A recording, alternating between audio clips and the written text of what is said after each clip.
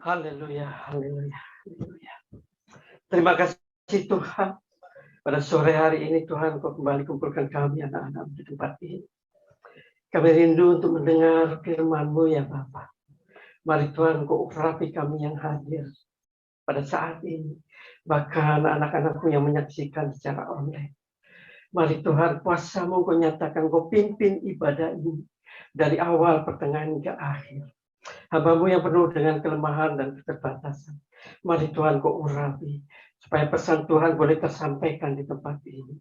Dan menjadi rema di dalam kehidupan kami. Terima kasih Tuhan, terima kasih Bapa. Tiba saatnya kami mau mendengarkan firman-Mu melalui pembacaan pada sore hari ini. Di dalam nama Yesus, kami berdoa dan mengucap syukur. Haleluya. Amin. Silakan duduk.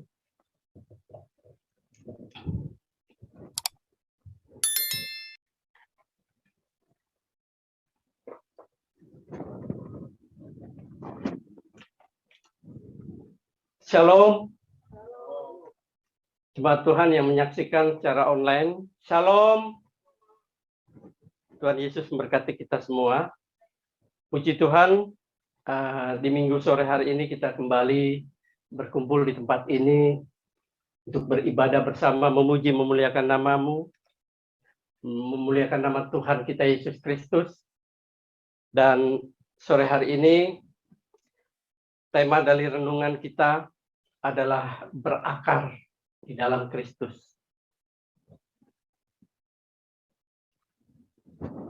Berakar dalam Kristus yang kita ambil dari kitab Kolose pasal 2 ayat yang ke-6 dan ke-7.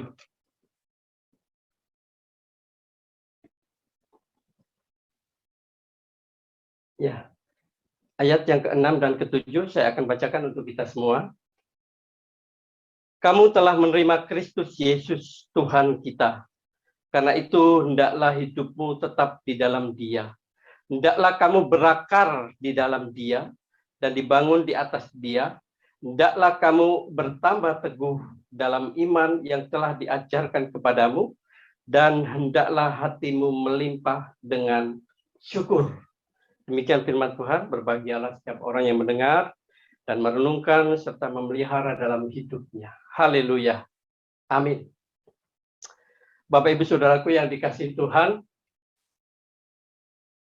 tema ini tidak asing lagi ya, tentunya kita sudah sering kali mendengar ya, kalimat berakar ya, kalimat berakar.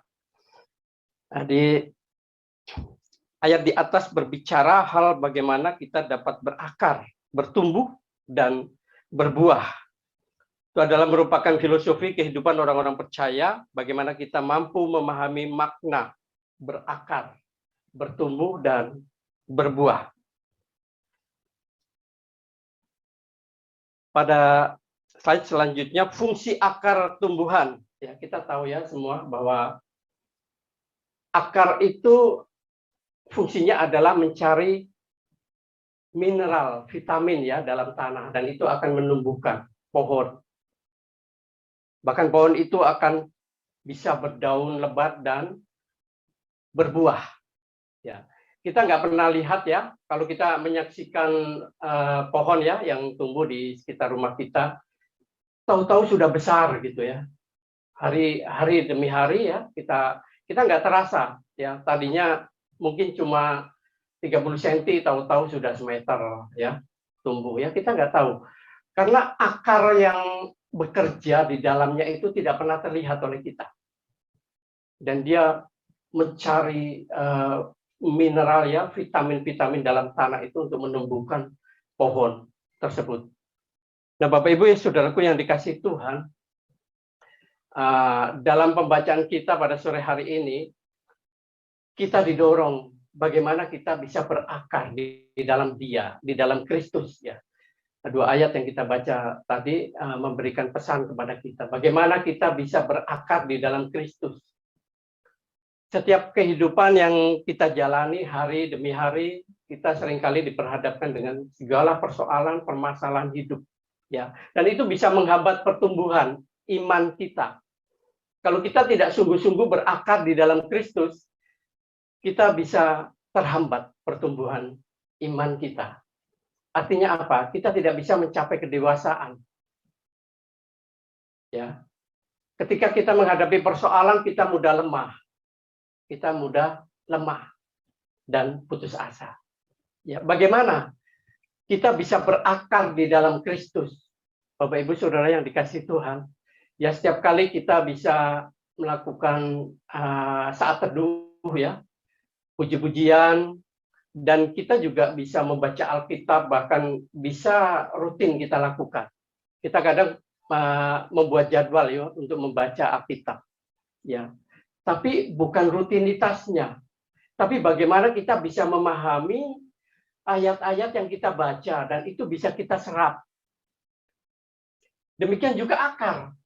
Akar juga seperti itu. Dia tidak asal masuk di dalam tanah, tapi dia bertekun, dia berusaha mencari makanan-makanan mineral yang bisa menumbuhkan pohon. Ya. Sama dengan kehidupan kita sebagai orang percaya. Kalau kita tidak bertekun, tidak sungguh-sungguh menyerap setiap firman Tuhan, pengajaran Kristus, kita juga nggak akan bisa bertumbuh. Hidupnya begitu-begitu aja. Nah, kita bisa merenungkan ya, merefleksikan diri kita ya. Bagaimana setiap saat, hari ini, hari besok, minggu depan, bulan depan, apakah ada pertumbuhan di dalam diri kita? Kita bisa melihat diri kita sendiri masing-masing. Kalau tidak ada, kalau tetap sama dengan bulan yang kemarin, ya tahun yang kemarin, berarti kita tidak bertumbuh. Berarti akar tidak bekerja. Ya, hati kita hanya biasa-biasa saja. Ibadah biasa, ke gereja biasa, tapi tidak bisa menyerap setiap firman. Ya, Bapak Ibu Saudaraku yang dikasihi Tuhan, ayat selanjutnya akar yang tidak menyerap. Firman yang ditaburkan, diterima, dan didengar. Namun hanya sepintas selalu dan tidak menjadi pegangan hidup. Akhirnya menjadi pribadi yang tidak kokoh. Tidak tahan uji dan menjadi lemah. Jadi setiap ada persoalan, ada masalah, kita depresi, stres. Ya, waduh, bingung. Gimana nih? Wah. Jadi kita nggak datang lagi kepada Tuhan. Nggak datang ke Tuhan. Karena saking bingungnya. Karena ini menunjukkan bahwa hati kita tidak melekat pada Kristus, tidak mengakar, ya, tidak mendapatkan kebenaran-kebenaran firman Tuhan di dalam diri kita. Akhirnya, ketika kita mengalami godaan, persoalan hidup, ya, kita menjadi lemah. Ya. Tapi kalau kita mengakar kuat, ya, persoalan hidup apapun tidak akan bisa mempengaruhi kekokohan kehidupan kita. Walaupun dalam kehidupan kita banyak hal ya yang membuat kita lemah, seringkali kita mau ibadah ya gimana ya, agak males gimana gitu ya. Ya ini tanda-tanda hidup kita yang akarnya tidak bekerja. Tidak bekerja. Ya. Saya mungkin sudah 27 tahun ya menjalankan pelayanan ya. Penginjilan dan pelayanan-pelayanan di gereja dimanapun, persekutuan dimanapun saya datangi. Ya. Jadi saya mencoba benar-benar mengakar di dalam Kristus. Ya. Ya kalau kita sudah mengakar di dalam Kristus, pribadi kita menjadi pribadi yang kokoh, yang kuat. Ya. Dalam pelayanan-pelayanan seperti ini, ya komunitas-komunitas di dalam gereja atau apapun, itu juga bisa menyerap, bisa kita serap, kita bisa mengakar di situ. Dan itu bisa menguatkan kita.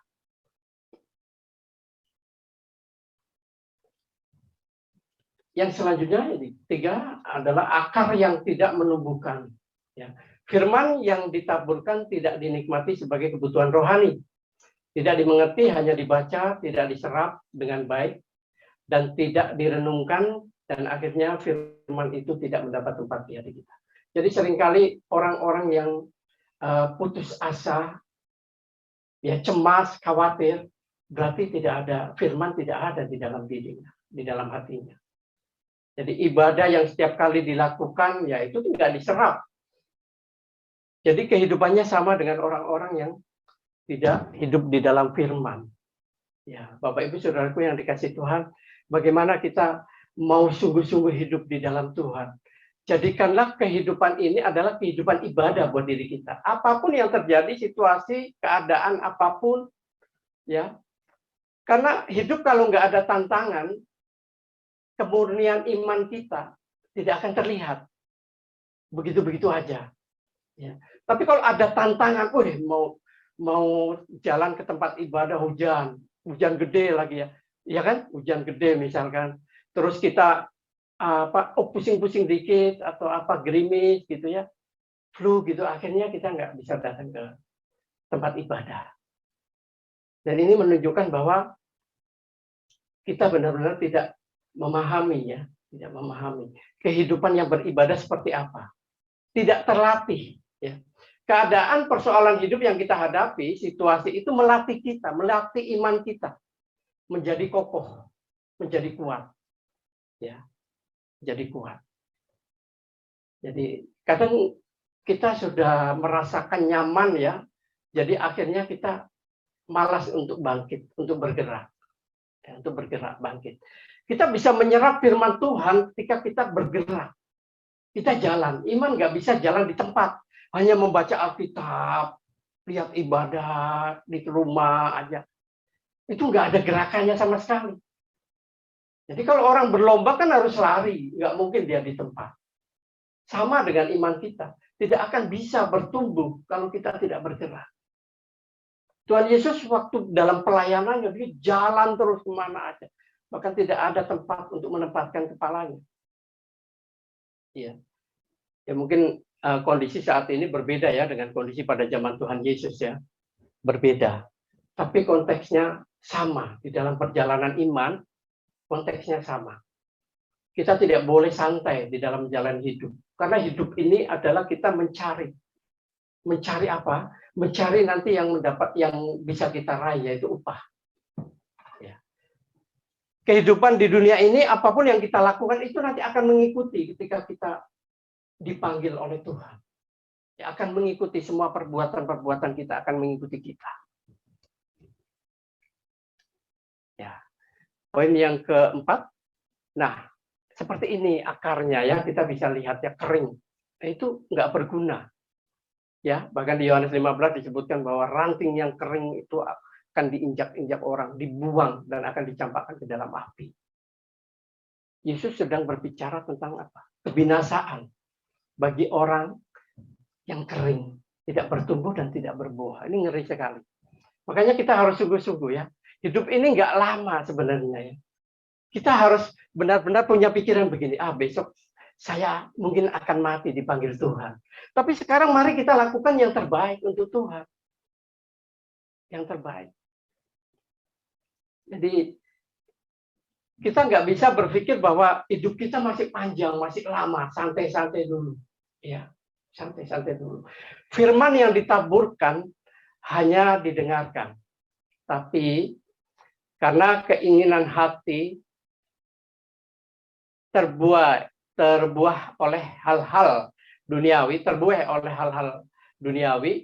kekhawatiran, tipu daya, ya, kekayaan, jabatan, kenikmatan duniawi, akhirnya firman itu tidak mendapat, firman itu terhimpit hebat, sehingga tidak berdampak sama sekali dalam kehidupan kita. Jadi apa yang pernah kita serap ya dalam seluruh pengajaran Kristus itu tidak hidup di dalam diri kita dan kita menjadi kering. Tidak berdampak dalam kehidupan kita. Jadi mungkin dalam satu keluarga ya, dalam satu komunitas kehidupan gitu ya, ada pribadi-pribadi yang berakar, bertumbuh dan itu menjadi teladan. Jadi mari kita sungguh-sungguh berakar supaya kita menjadi teladan dalam kehidupan keluarga, ya, di perkuliahan atau di tempat-tempat lain, di tempat komunitas. Ya. Kita harus sungguh-sungguh berakar di dalam Kristus. Bapak Ibu Saudaraku yang dikasihi Tuhan,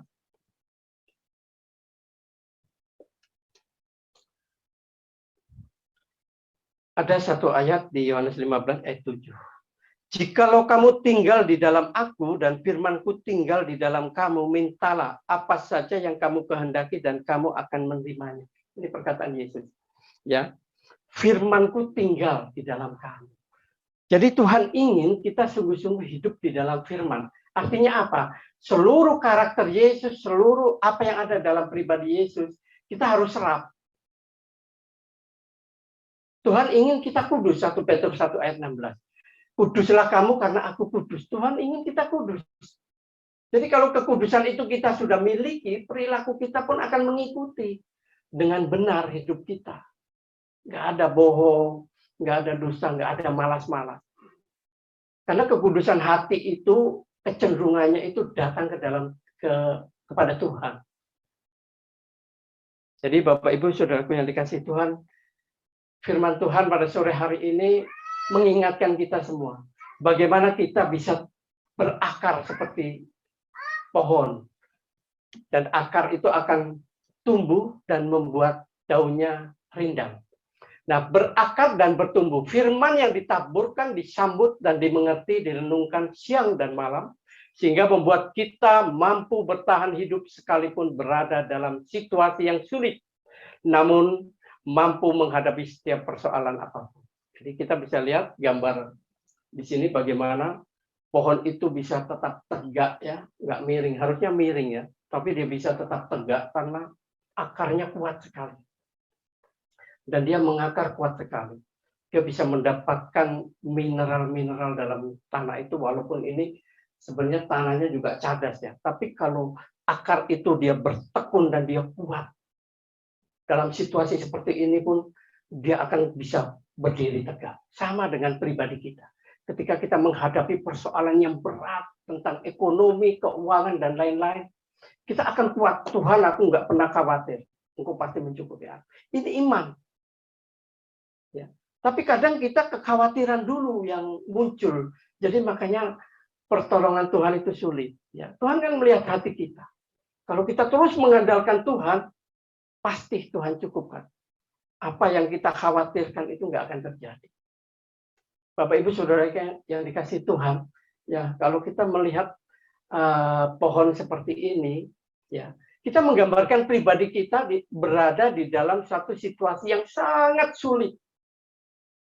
Mari kita gambarkan, kita sedang berada di tempat di dalam suasana ya situasi yang sangat genting, yang sangat sulit.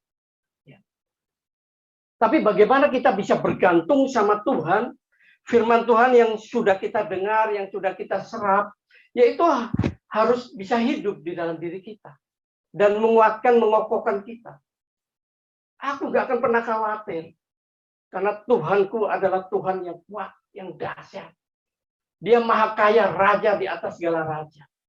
Mungkin kita terlihat miskin ya di dunia ini ya. Tapi secara rohani kita kaya karena kita punya firman, kita punya Tuhan, kita punya raja di dalam diri kita. Amin. Jadi nggak perlu takut. Nah, pohon yang akarnya bisa kuat dan dia bisa menyerap mineral-mineral itu, dia akan menumbuhkan. Nah, kita bisa lihat ya di sini. Ini buat retret enak nih kan, tiduran, gitu kan.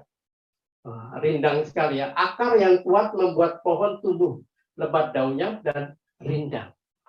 Bisa dinikmati ya. Orang bisa tiduran, bisa senderan di situ ya. Kita seringkali melihat ya ada orang jualan ya di bawah pohonnya rindang.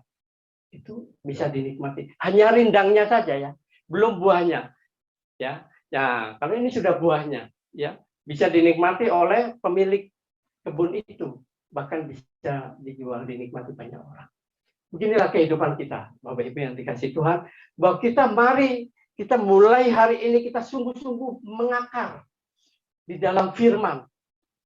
Ya. Kalau kita nggak mengakar, ya kita seperti gambaran tadi, ranting yang kering, pohon yang kering, nggak berguna. Nggak berguna. Ya.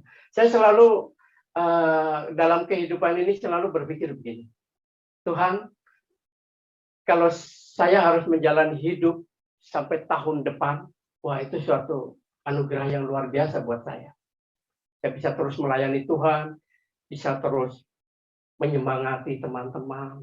Itu suatu anugerah besar buat saya. Tapi kita jangan berpikir bahwa saya ingin hidup 1000 tahun lagi, saya ingin hidup lama lagi, gitu ya. Jangan berpikir seperti itu. Ya, iman kita jadi santai. Ya. Tapi kalau kita, besok saya mungkin sudah dipanggil Tuhan ya. Ya. Kita memang nggak berharap seperti itu. Tapi kita akan melakukan yang terbaik untuk Tuhan. Ya. Karena tujuan hidup kita bukan di dunia ini, tapi di surga. Amin. Surga. Ya, tempat nyaman kita di sana. Tempat di dunia ini, walaupun hujan apa, letih apa, usir.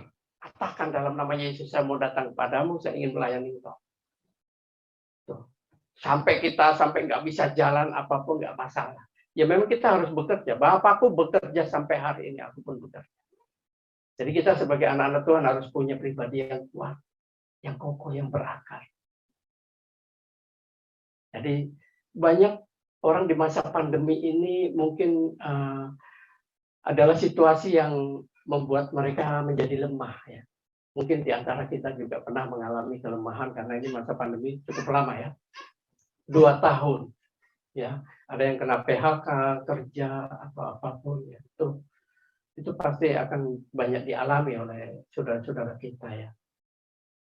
Tapi apakah situasi seperti ini akan membuat iman kita lemah? Tidak.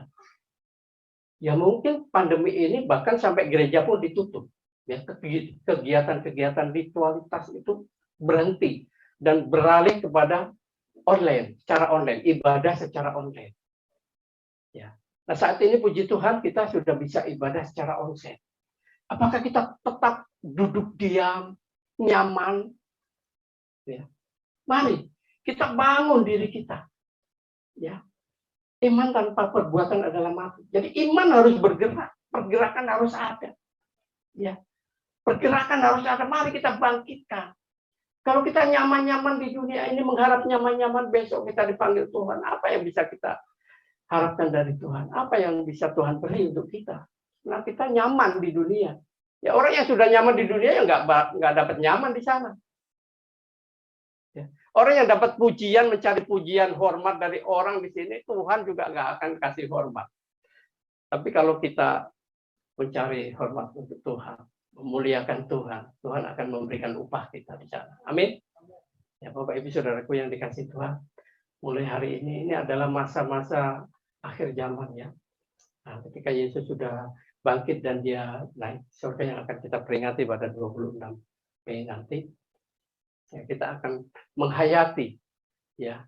Itu sudah tanda-tanda akhir zaman. Penggenapannya adalah kedatangan Yesus nanti kedua kalinya. Jadi kita harus berpikir ya, secara eskatologis ya. Kita harus berpikir, jangan berpikir kita nyaman, kita enak di dunia ini. Di sini ini tempat yang nggak enak sebenarnya. Godaan banyak, ya. Ya banyak setan-setan, iblis ya, yang merasuki pikiran kita sehingga membuat kita lemah, membuat kita rapuh. Ya. Tapi kalau kita berpegang pada firman Tuhan, kita akan kuat, kokoh. Gak masalah mati. Ya, Tuhan akan menghidupkan jiwa kita kembali. Tuhan akan memberikan keselamatan pada kita. Barang siapa datang kepadaku, dia tidak akan kehilangan nyawanya. Amin. Jadi mari kita sungguh-sungguh. Kalau kita mau sungguh-sungguh beribadah, ya jadikanlah hidup setiap hari, setiap kesibukan kehidupan kita adalah kehidupan yang beribadah. Jadi beribadah bukan hanya di gereja, di tempat ini. Tapi dimanapun kita berada, kehidupan ibadah itu akan berjalan. Bagaimana kita mempraktekkan dan menyatakan kasih Tuhan di tengah-tengah kehidupan. Bahkan di tengah-tengah kehidupan orang yang tidak seiman dengan kita. Ya, mari kita menjadi tauladan. Jadi mari Bapak Ibu Saudaraku yang dikasih Tuhan, mari kita berakar sungguh-sungguh di dalam Kristus dan kita taruh firman-Nya di dalam hati kita. Ya. Kita nggak asal baca Alkitab, tapi benar-benar kita serap supaya itu menjadi vitamin, menjadi mineral di dalam diri kita dan kita terus bertumbuh. Bukan bertumbuh menjadi tua bertambah usia, bukannya, tapi bertumbuh kita memahami kebenaran yang Tuhan inginkan, yang Tuhan kehendaki. Jadi percuma kita bertumbuh, kita menjadi besar dan gemuk, tapi kita tidak memahami kebenaran. yang Tuhan kehendaki. Jadi kita mau bertumbuh, kita mau berakar. Ya Bapak Ibu Saudara yang dikasihi Tuhan. Mulai hari ini, mari kita sama-sama berakar di dalam Kristus, sehingga pribadi kita menjadi pribadi yang bertumbuh dan berbuah dan dinikmati oleh banyak orang. Amin. Mari kita berdoa. Bapa, dalam nama Yesus, kembali kami mengucap syukur ya Bapa untuk setiap pengajaran Tuhan. Pada sore hari ini Tuhan, hari Minggu ini kami boleh kembali mendengar. Kami boleh mendengar pengajaran-Mu ya Bapa. Biarlah apa yang kami dengar pada sore hari ini Tuhan, boleh kami serap, boleh kami tanamkan di dalam roh setiap hati kami ya Bapa. Sehingga kami boleh menjadi pribadi yang kokoh, yang kuat ya Bapa. Sehingga kami boleh bertumbuh ya Bapa dan berbuah. Mari Tuhan, Kau mampukan kami untuk memahami kehendak-Mu ya Bapa. Supaya kami sungguh-sungguh menjadi pribadi yang Tuhan kehendaki, yang Tuhan perkenan. Terima kasih ya Bapa. Jadi dalam nama Tuhan kami Yesus Kristus, kami mengucap syukur kepada-Mu untuk kesempatan sore hari ini. Haleluya. Amin.